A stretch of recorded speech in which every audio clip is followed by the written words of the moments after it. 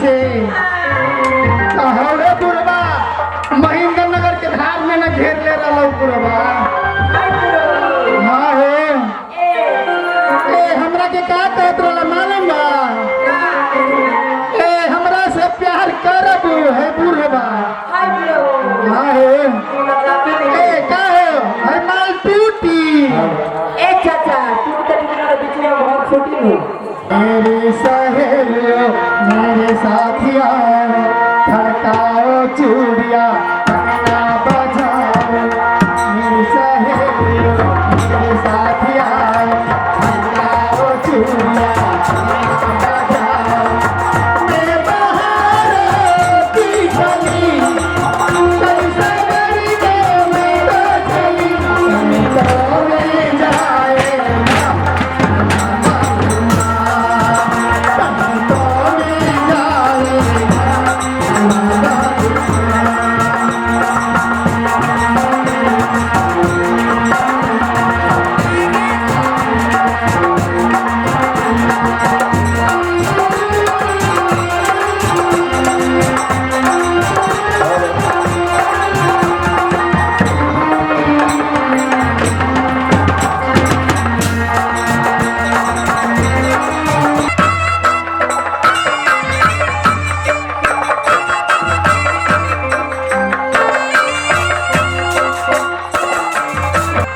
सरकार जरा सा भोर में छोड़ लिया वही ऐसा खेला शुरू भारत आज के राज में।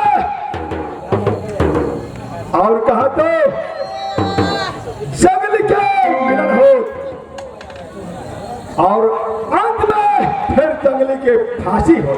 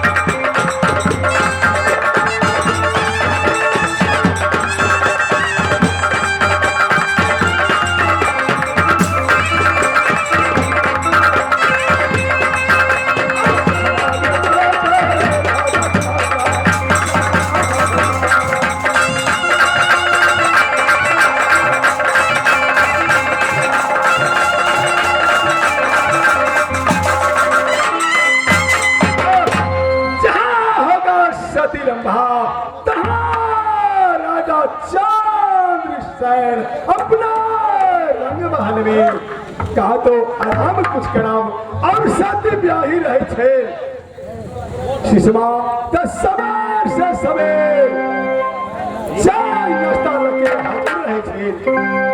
लेकिन जहिया से रानी शिशमा रंग महल से गेल वही दिन से आन पानी में चाय नाश्ता में समय दुखी थे। एक राती दिल में दया ने भूखा और प्यासे क्षमा दे रहे, लेकिन एक राती दया नहीं और सती ब्याही रहे छल तो कहां से पहले तैयारी रहे छल। हे परमात्मा, मैं क्या करूं?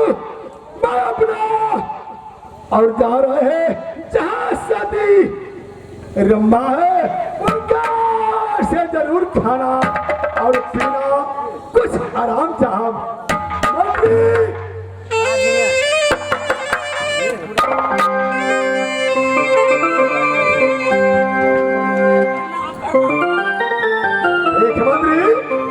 महाराज अपने आहू सुखा गेली अन्न पानी में हमू सुखा गेली 6 महीना से 9 महीना तक अन्न नहीं खाने छी।